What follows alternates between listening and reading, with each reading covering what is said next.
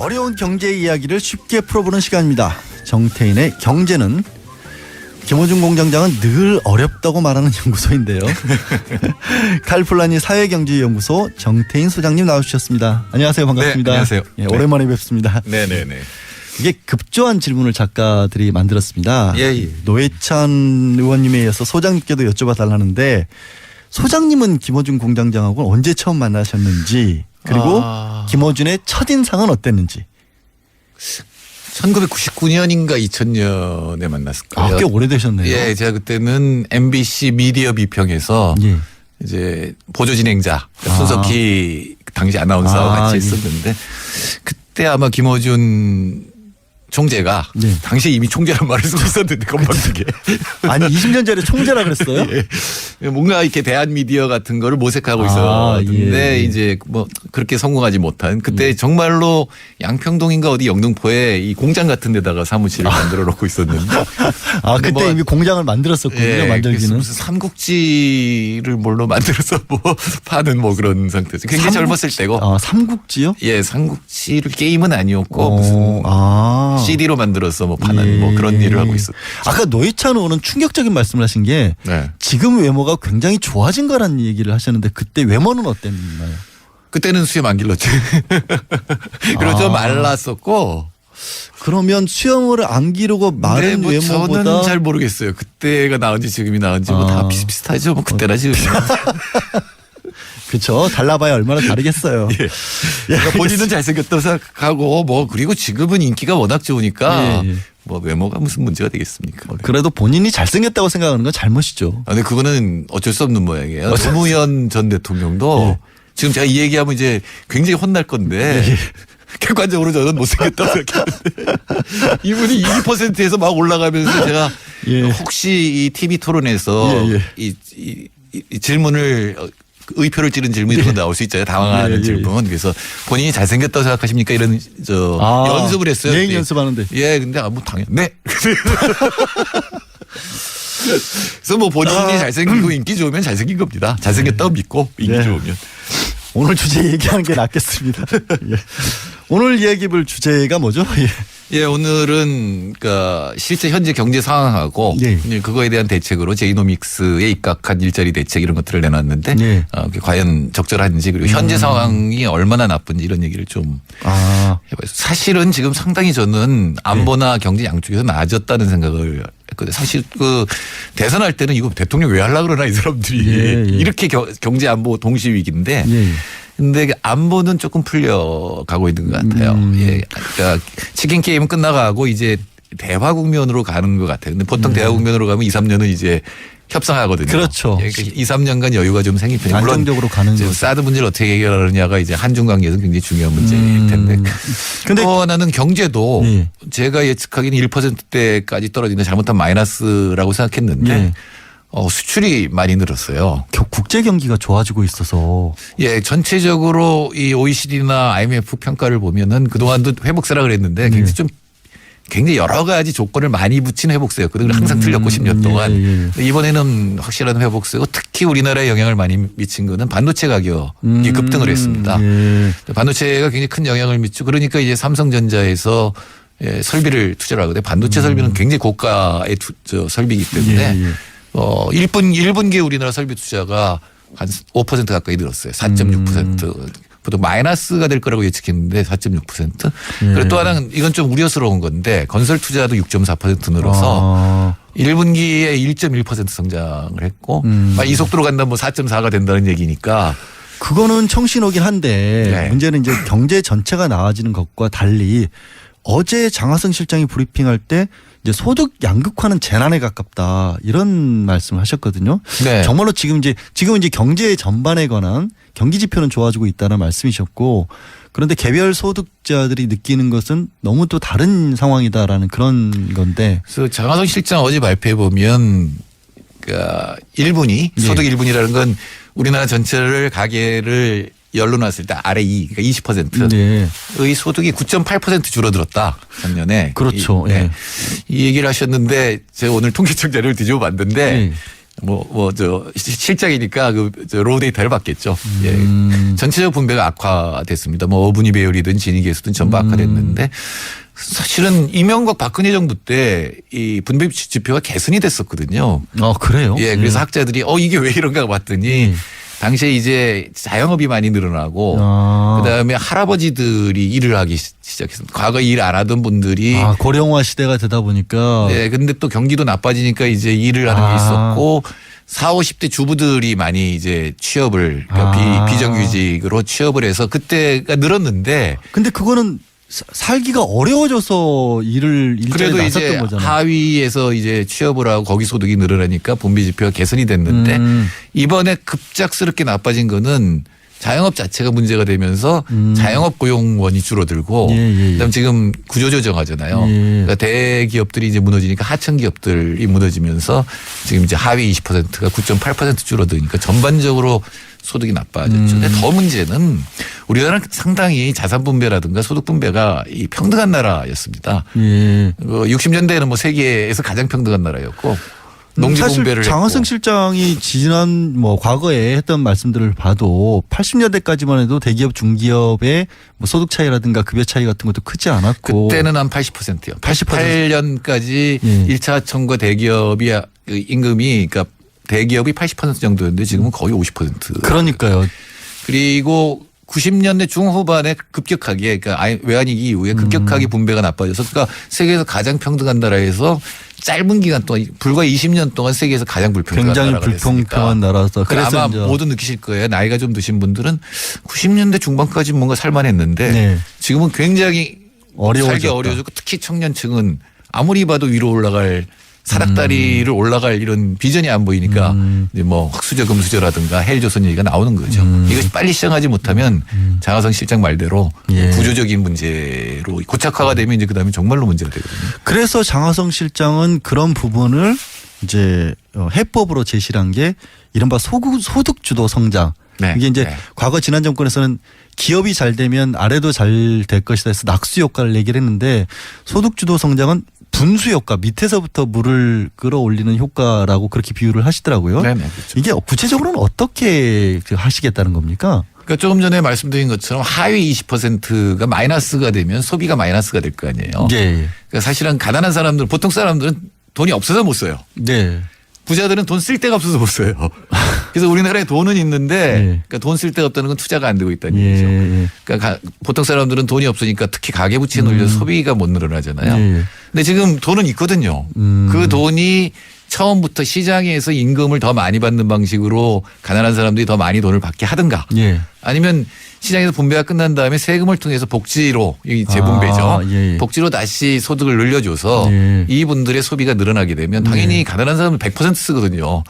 쓸 수밖에 없으니까 생활비로라도. 안 그러면 굶어 죽으니까. 근데 상위 10% 정도 되면은 다 못 써요.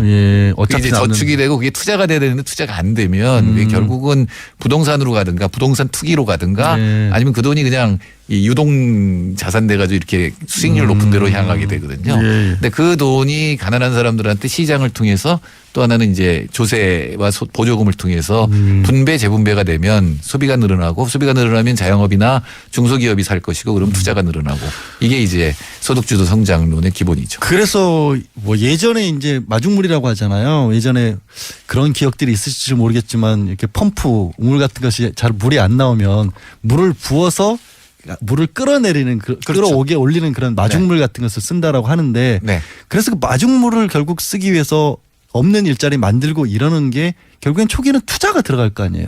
과연 실현할 수 있느냐. 결국 반대하는 데서도 예전에 증세 없는 복지 박정권에서도 얘기했다가 포기하지 않았느냐. 과연 이거를 임기 내에 이룰 수 있을 것이냐. 돈은 어디서 마련할 것이냐. 이런 어떤 반론들이 계속 나오고 있거든요. 그건 어떻게 생각하세요? 일자리에서 지금 이제 일자리 대책 발표된 거 보면은 이제 공무원 12,000개고 대부분 사회 서비스 쪽이고 그다음에는 이제 취업을 보조해 주는 그러니까 장려해 주는 가령 중소기업에서 3명을 고용하면 세 번째 노동자에게 보조금을 주는 이런 식의 정책이 나가고 있는데 그 자체로는 만들 수가 있는 거고 그게 이제 소비를 통하고 투자를 통해서 아니 돈이 어디서 나냐 이런 얘기를 하니까 사실 돈이 많거든요 지금. 돈이 많아요. 증세해야 돼요. 증세. 우리 문재인 대통령께서 선거할 때 이 증세 얘기는 다도록 피했거든요. 법인세 같은 부분도 사실상 직접적으로 얘기는 안 하셨죠. 일부러. 세금 올려야 돼요. 이거는 뭐 우리나라가 OECD랑 비교해봐도 중복지를 하려면 중부담은 해야 되거든요. 그러니까 이제 세금은 이제 여러 가지를 보면서 이제 올려야 되는데 특히 지금 이 문재인 정부 특히 장하성 실장의 정책 중에 제가 가장 걱정되는 거는 이 부동산에 대해서는 상대적으로 뭐랄까 이렇게 보겠다 그랬고 시장을 주시하고 있다고까지 얘기했는데 지금 좀 심각하거든요. 그러니까 소득주도 성장에 두 가지가 있는데 하나는 자본이 가져가는 소득, 자산가들이 가져가는 소득과 근로소득이 차이가 나는 거 하나가 있고 근로소득 내에서 또 불평등이 심해지는 게 있거든요. 그렇죠. 그러니까 두 개 측면이 있는데 일단 자산가 예를 들어 뭐 임대료를 많이 가져가는 거를 줄이면은 아무래도 근로소득 쪽 노동자들이 유리해지겠죠. 소비할 여력이 생길 텐데 그러니까 그 부분. 자산소득과 노동소득의 불평등에 대해서는 지금 별로 얘기를 안 하고 있거든요. 근데 이 자산소득의 불평등이 바로 부동산 가격 상승하고 연결이 되어 있잖아요. 그러니까 부동산을 못 잡으면 그 부분 자산소득이 증가하고 근로소득이 상대적으로 줄어드는 부분이 있거든요. 근데 그 부분은 지금 노동소득 내, 근로소득 내의 격차에 지금 주안점을 두고 있잖아요. 그런데 근로소득이라든가 이런 거를 개선을 하기 위해서 뭐 비정규직 문제도 해결을 하고 뭐 2020년까지인가요? 뭐 최저임금 같은 것도 10,000원을 올리고 이런 부분들로 말씀을 하셨는데 문제는 그런 거에 큰 영향을 받는 게 대기업들이 아니라 안 그래도 어려운 중소기업이다라는 또 그런 반론들도 나오거든요. 그러니까 지금 우리나라 중소기업이나 지금 그렇게 최저임금을 올리면 당장 노동 일자리가 줄어들 거다라고 이제 주장을 하는데 최저임금에 대한 연구는 전 세계적으로 수천 개가 있어요. 근데 대부분의 연구는 거의 99%는 일자리에 변화가 없다 합니다. 늘어나는 것도 아니고 줄어드는 것도 아니고. 그래요? 예, 별로 변화가 없어요. 여태까지 변화가 없고 이제 그러니까 그 생산성 향상을 통해서 흡수를 하는 쪽으로 되는데 또 분명히 프랜차이즈 우리 뭐라 그러죠? 자영업 같은 거, 영세업체 같은 거. 그러니까 편의점이라든가 아니면 하청기업은 문제가 될 수 있고 하청 5차청까지 가면 진짜 문제가 될 텐데. 그러니까요. 그게 사실 뭐 장 실장도 얘기를 했지만 그 위에 경제민주화 부분이 있는 거다. 지금 이 편의점 위에서 아무것도 안 하면서 가져가는 돈들이 있잖아요. 사실 편의점을 24시간 할 이유가 뭐가 있어요. 뭐 홍대에서는 24시간 할 필요가 있을지도 모르겠어요. 토요일 일요일에. 일부 지역에서는. 근데 주택가에서 이거 24시간 할 이유 전혀 없는 거거든요. 사실은 잠깐 편하자는 게 결국에는 국가 전체 내지는 나한테도 불편을 주는 일이 될 수도 있긴데 그거가 이제 운영하시는 분들 입장에서는 당장 또 그게 손실로 이어지니까. 아니 그거는 요구를 하는 거예요. 요구를 해서. 사실 이 밤중에 아무 일 손님 안 오는데 아르바이트를 고용하면 이 사람들한테 임금 나가잖아요. 근데 그걸 요구를 지금 모기업에서 하니까 모기업이 가져가는 몫의 10%만 이 프랜차이즈가 가져가도 임금 올려주고도 이제 이윤이 더 늘어날 거다. 그럼 결국은 이제 마찬가지. 공정거래 쪽의 역할이 굉장히 중요해질 수밖에 없는 상황이죠. 김상조 교수도 과거에는 기업 지배구조 얘기를 많이 하다가 이번에 이제 되면서는 이제 이 불공정 거래에 훨씬 더 신경을 써서 하겠다라는 얘기가. 그러면 이제 장하성 실장의 계획이 결국엔 실현되기 위해서는 반드시 공정거래가 양축을 이루어줘야 이게 가능하겠네요. 결국 한쪽에서. 거기다가 제 기대는 금융위원장도 좀 강력해져야 되고 금융위원장도 좀 이제 개혁적인 분이 오시기를 바랍니다. 저 김상조 교수야 되겠죠. 뭐 제가 그렇게 썼어요. 페북에다가. 야삼당이 반대하면 그럼 야삼당이 한번 후보를 내놔라. 오히려. 김상조 교수보다 능력은 보지도 않겠다. 더 깨끗한 사람이 있으면 무조건 공정거래위원장 시켜주겠다. 제가 그렇게 페북에 올려놨습니다. 없습니다. 제가 아무리 봐도 없습니다. 이 얘기는 오래된 얘기인데 노무현 대통령이 이게 처음에 노무현 참여정부 때 만들었어요. 야당에서. 만약에 너무 이 인사청문회 이걸 강하게 만드니까 이제 좀 어떻게 해야 되는 거 아니냐 그러니까 그때 노무현 대통령이 그랬어요. 냅둬라. 쟤들 아마 장관 못 만들 거다 그랬어요. 우리한테서 꼬아갈 거다 아마. 좋은 방법일 수 있겠네요. 근데 이게 점점 강화되고 있는 상태인데. 마지막으로 짧게 혹시 그렇게 소득주도 성장해서 성공을 거뒀던 해외 사례 같은 게 몇 나라 있을까요? 이거는 케인즈주의가 소득주도 성장을 했는데 제일 성공한 예는 스웨덴입니다. 스웨덴. 스웨덴에서는 근데 이건 정말로 대기업 노동자들이 양보를 해야 돼요. 수출 대기업 노동자들이 임금을 많이 받고 점점 격차가 벌어지니까 이 수출 대기업 노동자들이 자기 임금을 줄여서 영세 중소기업 노동자를 올려서 스웨덴이 고도 성장을 하게 된 거죠. 예, 알겠습니다. 복지의 마치 상징처럼 되어 있는 스웨덴처럼 우리가 된다면 정말로 좋겠습니다. 오늘 말씀 여기까지 듣겠습니다. 고맙습니다. 네, 감사합니다. 지금까지 칼폴라니 사회경제연구소 정태인 소장님이셨습니다. 뉴스공장은 오늘은 여기까지입니다. 저는 내일 다시 돌아오겠습니다. 착하게 삽시다. 마른 뭐 외모보다 저는 잘 모르겠어요. 그때가 나은지 지금이 나은지 뭐 다 비슷비슷하죠. 뭐 그때나 지금. 그렇죠. 달라봐야 얼마나 다르겠어요. 예. 그러니까 본인은 잘생겼다고 생각하고 뭐 그리고 지금은 인기가 워낙 좋으니까 뭐 외모가 무슨 문제가 되겠습니까? 그래도 본인이 잘생겼다고 생각하는 건 잘못이죠. 근데 그거는 어쩔 수 없는 모양이에요. 노무현 전 대통령도 지금 제가 이 얘기하면 이제 굉장히 혼날 건데 객관적으로 저는 못생겼다고 생각했는데 이분이 2%에서 막 올라가면서 제가 혹시 이 TV 토론에서 이 질문을 의표를 찌른 질문 이런 거 나올 수 있잖아요. 당황하는 질문. 그래서 본인이 잘생겼다고 생각하십니까? 이런 연습을 했어요. 예행 연습하는데. 예, 근데 뭐 당연. 네. 총재가 당시에 이미 총재란 말을 쓰고 있었는데 건방지게. 아니 20년 전에 총재라 그랬어요? 뭔가 이렇게 대한 미디어 같은 거를 모색하고 있었는데 이제 뭐 그렇게 성공하지 못한 그때 정말로 양평동인가 어디 영등포에 이 공장 같은 데다가 사무실을 만들어 놓고 있었는데 그때 뭐 이미 공장을 만들었었군요. 만들기는. 무슨 삼국지를 뭘로 만들어서 뭐 파는 뭐 그런 상태죠. 굉장히 젊었을 때고. 삼국지요? 예, 삼국지를 게임은 아니었고 무슨 CD로 만들어서 뭐 파는 뭐 그런 일을 하고 있었죠. 아까 노회찬 의원은 충격적인 말씀을 하신 게 지금 외모가 굉장히 좋아진 거라는 얘기를 하셨는데 그때 외모는 어땠나요? 그때는 수염 안 길렀지. 그리고 좀 말랐었고.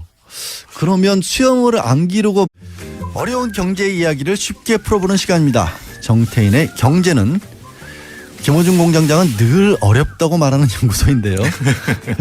칼폴라니 사회경제연구소 정태인 소장님 나와주셨습니다. 안녕하세요. 반갑습니다. 네, 안녕하세요. 오랜만에 뵙습니다. 네네네. 이게 급조한 질문을 작가들이 만들었습니다.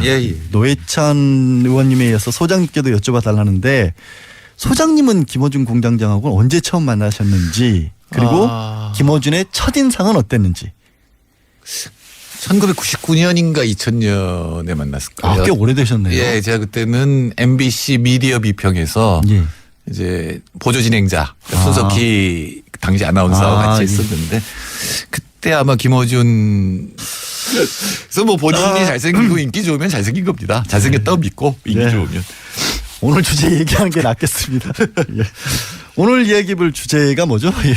오늘은 그러니까 실제 현재 경제 상황하고 그거에 대한 대책으로 제이노믹스에 입각한 일자리 대책 이런 것들을 내놨는데 그게 과연 적절한지 그리고 현재 상황이 얼마나 나쁜지 이런 얘기를 좀 해봐요. 사실은 지금 상당히 저는 안보나 경제 양쪽에서 나아졌다는 생각을 했거든요. 사실 그 대선할 때는 이거 대통령 왜 하려고 그러나 이 사람들이 이렇게 경제 안보 동시 위기인데 근데 안보는 조금 풀려가고 있는 것 같아요. 그러니까 치킨 게임은 끝나가고 이제 대화 국면으로 가는 것 같아요. 근데 보통 대화 국면으로 가면 2, 3년은 이제 협상하거든요. 그렇죠. 2, 3년간 여유가 좀 생긴 편이에요. 물론 안정적으로 가는 거죠. 사드 문제를 어떻게 해결하느냐가 이제 한중 관계에서 굉장히 중요한 문제일 텐데. 근데 나는 경제도 제가 예측하기는 1%대까지 떨어지는 잘못한 마이너스라고 생각했는데 수출이 많이 늘었어요. 국제 경기가 좋아지고 있어서. 전체적으로 이 OECD나 IMF 평가를 보면은 그동안도 회복세라 그랬는데 굉장히 여러 가지 조건을 많이 붙인 회복세였거든요. 항상 틀렸고 10년 동안. 이번에는 확실한 회복세고 특히 우리나라에 영향을 많이 미친 거는 반도체 가격이 급등을 했습니다.